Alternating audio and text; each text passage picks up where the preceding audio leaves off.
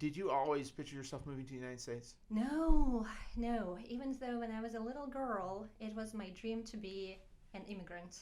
To the United States? Well, no, I was not that specific at Okay. that time, but yes. You Yes. wanted to go somewhere. I wanted to go, originally from Siberia, right? Yeah. So Siberia historically is a place where people got sent as a punishment, right? Instead of them going to jail, they Yes. say go to Siberia instead. So what is it like growing up in Siberia? It's terrible. Granted, I grew up in a really poor family, even though my parents would probably disagree with that. Yeah. Because that's, that was normal in where I am from. What did your and parents do?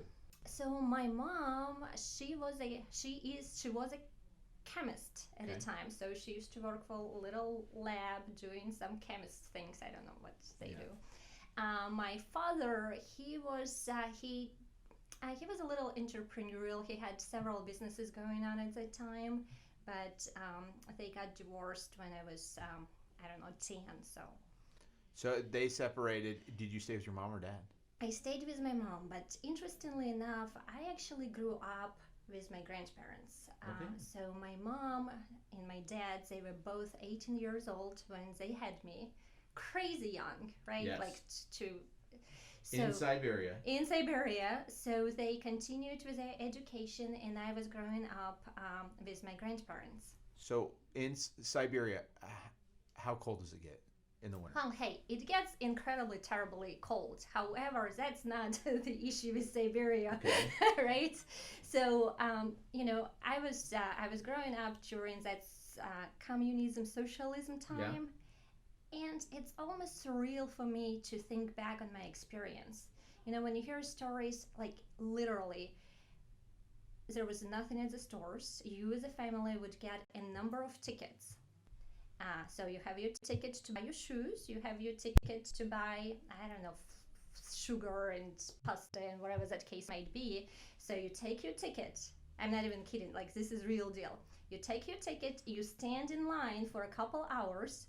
You go to a store clerk and say if you're getting your shoes, you say your size number, right? So hopefully they have your size in stock. If they don't, they just go size up. And they just give you so right. So they take that ticket. So how did the economy work? So you would take the ticket and then that store owner would take it to the government and get money for that? Is that how it would work? And I don't know all the details, but my understanding is the government would say, well, they have that many people in this community, so we are going to ship 300 pair of shoes, and we are going to issue a ticket to each family. And yes. So crazy, right? You grew up when the wall fell, right? Yes. And what changed in your life when that happened? Well, I was still a little girl, so I did not really have a perspective. It just, I grew up in a country where, you did not really have a chance to succeed, right? Your government will tell you what you're going to do when you grow up. Is the time you're going to get to your office or whatever place of work, the time you're going to leave, how much money you're going to get paid, how many shoes you get to enjoy during 1 year, how many bags of sugar, potato, whatever that might be. And what age did they say, okay, you're going to be this? Is there an age? Or they wait till you're a teenager to kind of determine that? No, I was still little, and I don't know my age, like 10 years old, and I don't know, but I just remember, it was funny. Everyone wanted to be that store clerk, right? Yeah. Because if you have some type of a relationship with them, they're like, oh, I know this girl, she's going to need shoes size 5 or whatever. Yeah. So they would put it aside so that you get it. So that was the most exciting job to have. You felt like you have the power. Yes. So what age did you actually immigrate to the United States? So I was 23. So I'm now 36. I'm not good at math, so you do the numbers. You've been here about 13 years. Yes.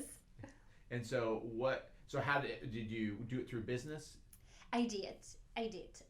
So I had that work and travel visa, and I was working for a gold mining company in Russia. and it's funny, they had all the operations in Russia, yet they were publicly traded on the United States market, stock exchange market, right? So, and I can tell you why they did it, but basically I was, I guess, a liaison between operations in Russia and American investors. Okay. And so you came here, and where did you move to originally? Chicago.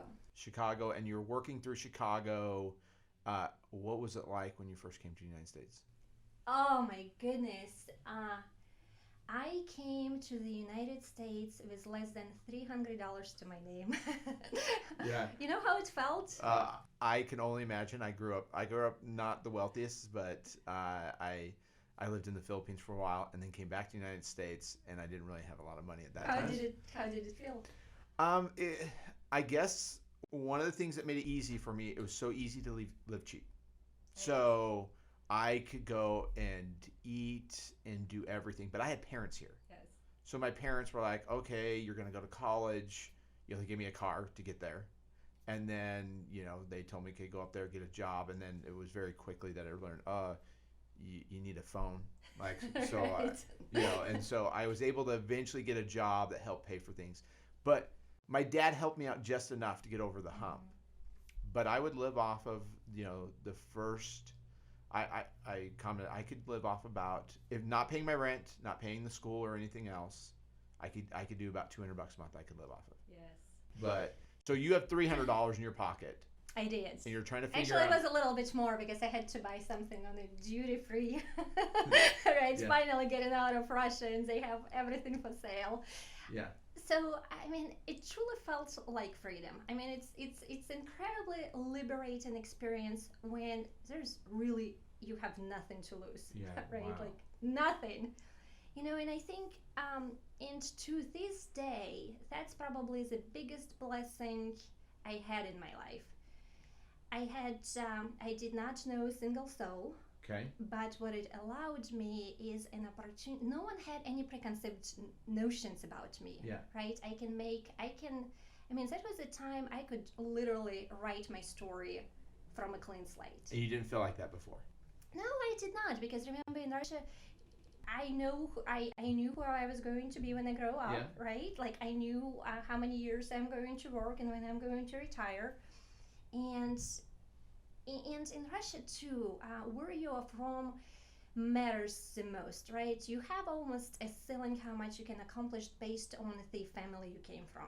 Oh, So wow. coming from a middle class family, unless, I mean, for a female, I had a chance to marry up somewhere, Yeah. and that would be truly my only opportunity to Yeah. exceed what my family has accomplished at that time. So you came here and you said, okay, so you felt like completely free. Yes. And then how long did you stay with the mining company before you decided just to, I'm going to go out on my own?